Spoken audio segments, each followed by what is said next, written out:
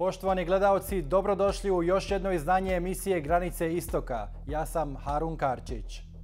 Mnoga istraživanja pokazuju da su muslimani u zapadnim medijima često prikazani kao nasilni i zaostali fundamentalisti koji predstavljaju prijetnju zapadnoj civilizaciji.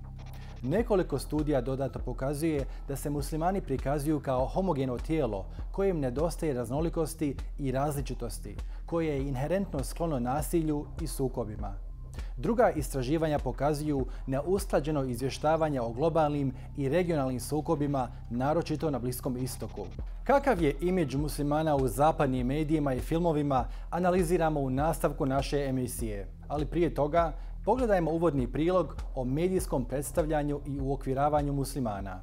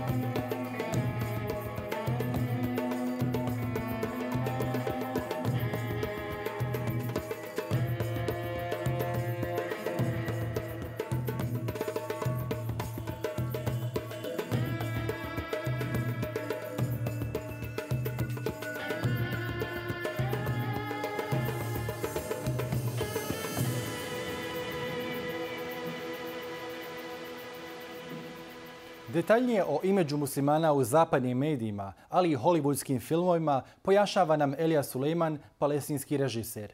So, Mr. Sulejman, hello and welcome to the Al Jazeera Balkans channel. Now, much of your work has been about the absurdities of Palestinian life under Israeli occupation. Has life under occupation become so dreadful that the only way out is by way of dark humor? Well, I think that despair and humor go hand in hand. So, and the worse it gets, the more humor is produced. And this is not just a story connected to Palestine. I think in every severe occupation and every severe oppression, what you have is the humor coming out of the people under this occupation in order to produce hope and in order to produce a form of resistance to the occupation. So, yes, it's completely a natural reaction to oppression. Mm-hmm. Now, you have an Israeli passport. How have your films been received in Israel? And were there attempts to declare you an enemy of the state? Yes, there was. How come you know about that? It's a long story, but after I made The Time That Remains in 2009, there was a beginning of a debate in the Knesset to consider me an enemy of the State of Israel. Why is that so?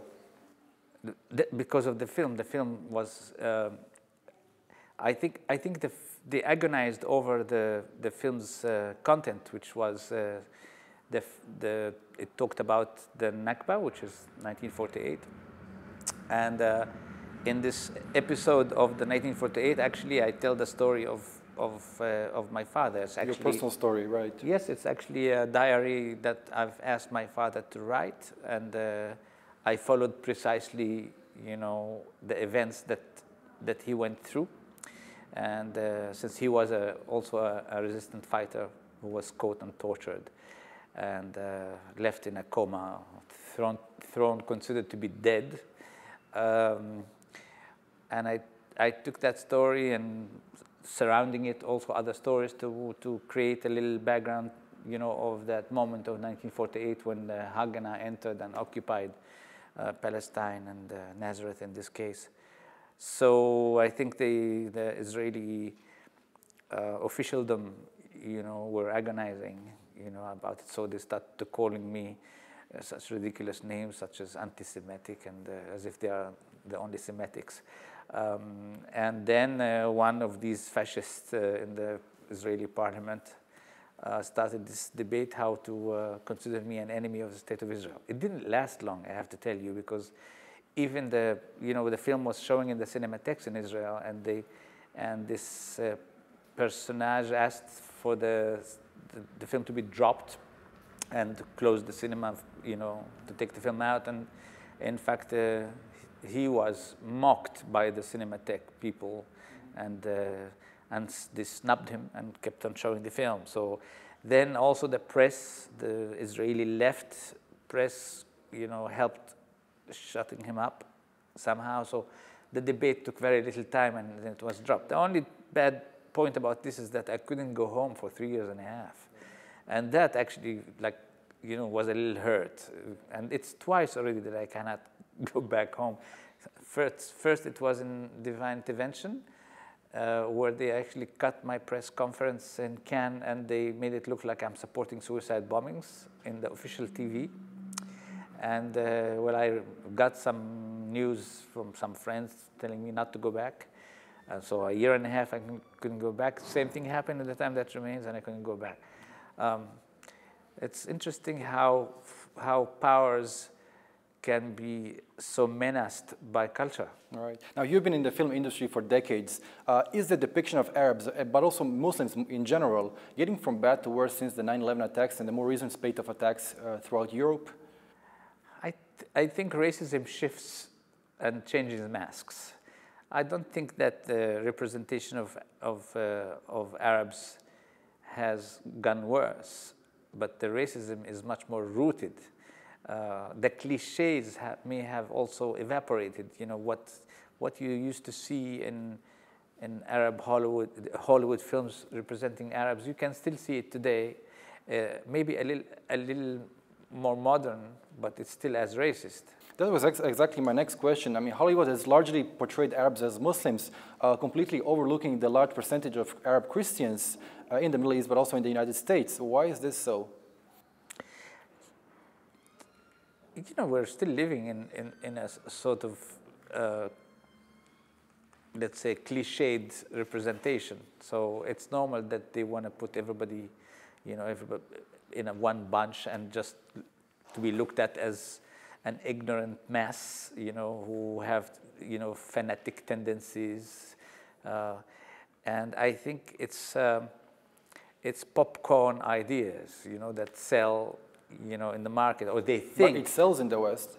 It sells quite well, but you know, but this is how the machine of consumerism works. You first brainwash, and then you produce the product for it to be consumed. So evidently, for example, in the United States, there are many people who have very little knowledge of what Arab culture is like. So only in the major cities do you see people who are acquainted with, you know, the Middle East, or let's say with the story of Palestine. So I cannot really judge that it didn't get better. I think it got much better. I mean, I think the awareness, in particular in the United States now, of the story of Palestine and the background of that story is become actually much more widespread.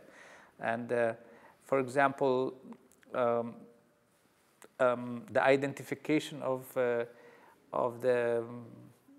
communities, let's say of the black communities vis-a-vis the story of Palestine has become now much more sync. And you can see what I'm wearing. So I think it might, in that respect, you know, I'm not talking about governments. I'm not talking about the, you know. But you mean among the general public? I'm talking about the intellectual, the cultural communities, and yeah, the general public. I think they have become much more aware, and I think identifying, you know, their experience with the experience of the Palestinians. So. But do you think these Orientalist tropes still impact policymakers and shape U.S. and European foreign policy towards the Middle East? Evidently. Evidently, I mean, definitely, the discourse, is an exchange between, right-wing thinkers and power, structures, and that continues to be the case. I think, unfortunately, while I said in a positive note that things are getting better on some level, they are getting much worse on another. That means if you look at Europe today, and you see a lot of populist leaders, a lot of very racist politicians, and they are blunt about their anti-Muslim or anti-immigrant, anti-colored, anti-this and anti-that. I mean, it's become mainstream, yeah. It's become blunt, and if you see already like 5 countries maybe in Europe that have become openly racist with sloganism. And if you look at Latin America and look at Brazil today, for example, and same thing.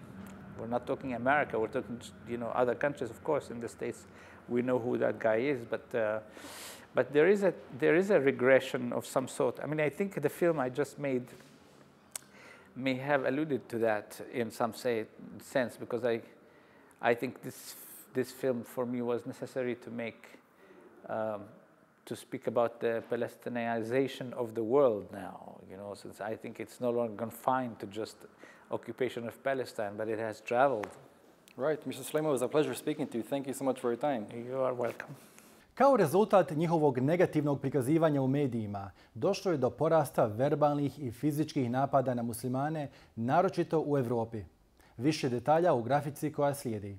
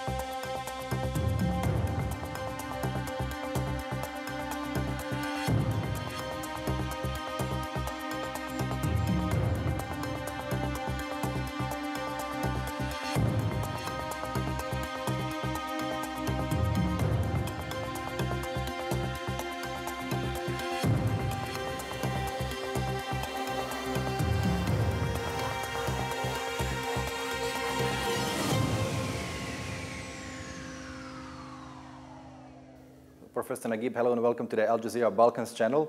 Now, you've been living and working in the UK for many years now. In a study earlier this year by the anti-fascist group Hope Not Hate, more than a third of people in the UK believe that Islam is a threat to the British way of life. Are these findings frightening for British Muslims? We have to take survey results with a pinch of salt, because survey results often measure some general attitudes. But as a researcher, I've been involved in qualitative research where we've looked into people's ideas and experiences in more depth. And there's always a nuanced story. So in general, the findings from a research called Representing Islam on Campus shows that a lot of students may have attitudes or ideas about Islam having a radicalization impact on people, or certain attitudes about women. But when you speak to students and non-Muslim students about their experiences, they very often give you positive stories or positive narratives about meeting a Muslim woman student on campus with a scarf who's brilliant, who's active, who does not fit in the stereotype of an oppressed Muslim woman. So survey results may measure some general attitudes, but the actual encounters and the cross-cultural dialogue that happens in different spaces in society is far more sophisticated. So I wouldn't worry. Yes, there are some narratives about Islam which are negative, but they don't reflect social attitudes. Mm-hmm. Now, some authors such as Ed Hussein have argued that Britain has a special relationship with Islam and that the country is fully Quran compliant. What is your take on that? Can the 5 higher objectives of Islamic law be safeguarded in Great Britain? Well, rhetoric is always provocative. And it is not very intellectually sophisticated. So, yes, of course, Sharia in its broader sense is practiced by Muslims. Sharia is not just about laws pertaining to punishments. Sharia is related to ritual worship, to living an ethical life. So Muslims can practice Sharia, but it doesn't mean that Britain is a Sharia compliant country. It means that Britain provides the opportunities for Muslims to live according to Sharia. There might be some constraints, but there is a lot of space that I have personally come across in my research. So, for example, we have the presence of Muslim colleges which teach Islamic studies, which are now getting accreditation from university for teaching Islamic theology, Islamic history, and other religious disciplines.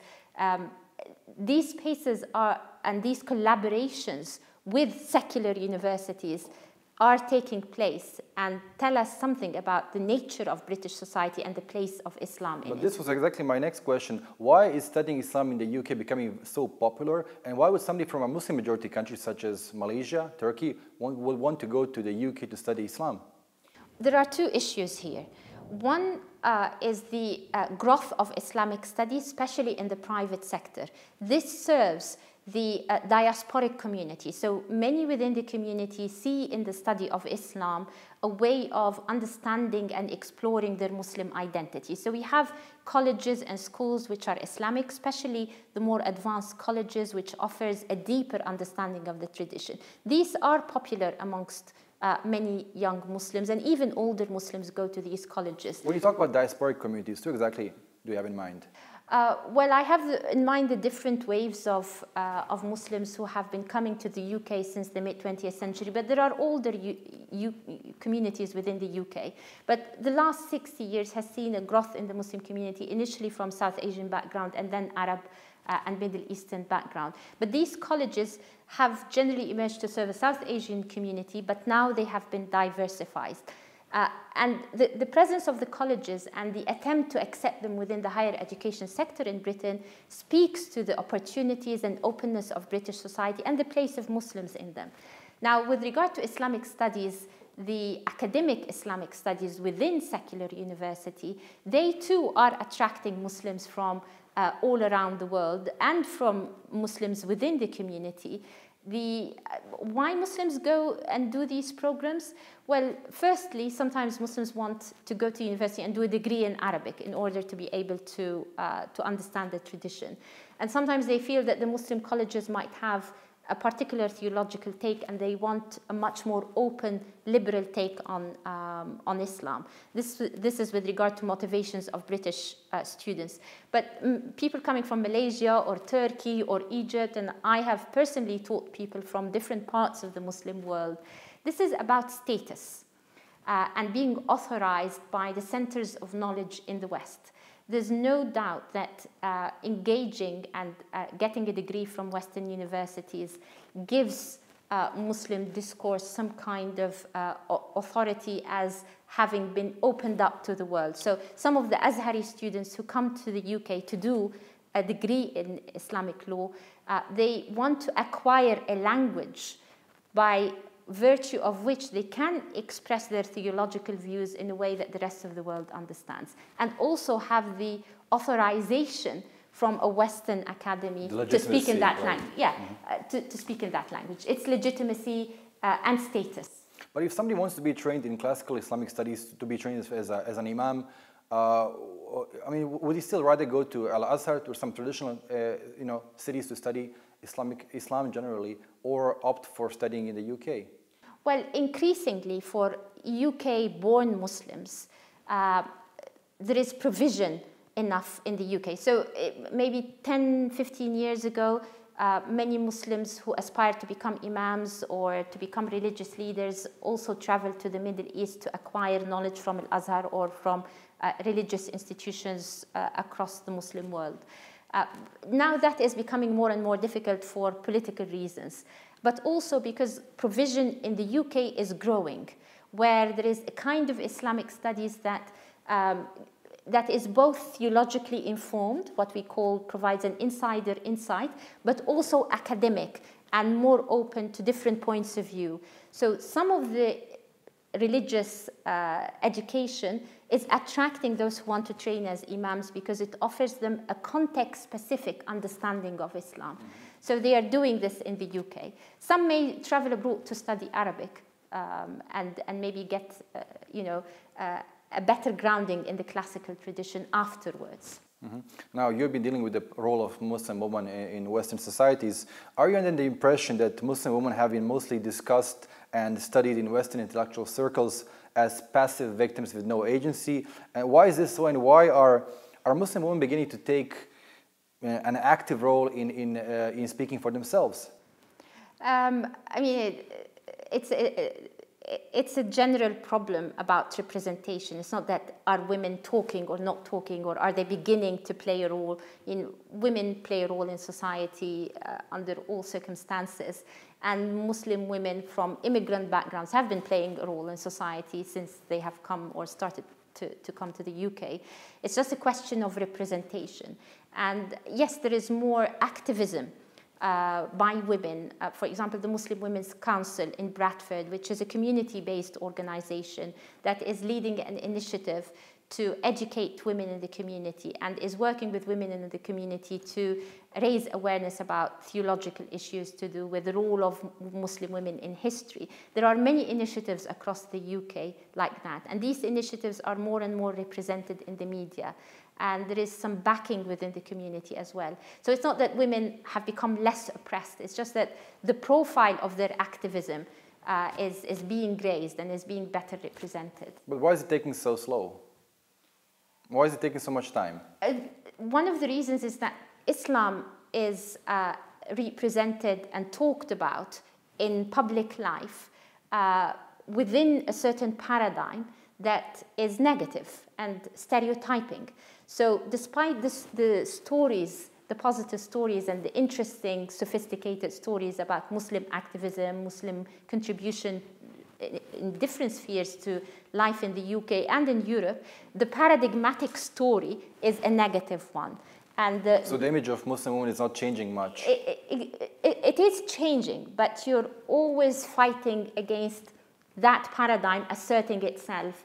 And there are so many stories about radicalization, terrorism, etc., that seem to overwhelm, public discourse. So it is a struggle, but things are improving, certainly.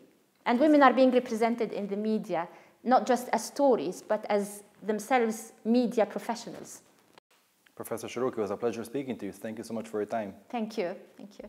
Negativno prikazivanje muslimana u zapadnim medijima znatno je poraslo nakon napada na SAD 11. septembra 2001. godine. Od tada do danas istraživanja pokazuju direktnu korelaciju između novih nasilnih napada, povećane medijske pažnje koja rezultira rastom islamofobije i u konačnici jačanju antimuslimanskih, desničarskih i populističkih stranaka, kako u Americi, tako i u Europi. Poštovani gledalci, bilo je to sve u ovom izdanju emisije Granice Istoka. Ako ste propustili bilo koji dio, emisiju možete pogledati na našem portalu balkans.aljazeera.net. Hvala na pažnji.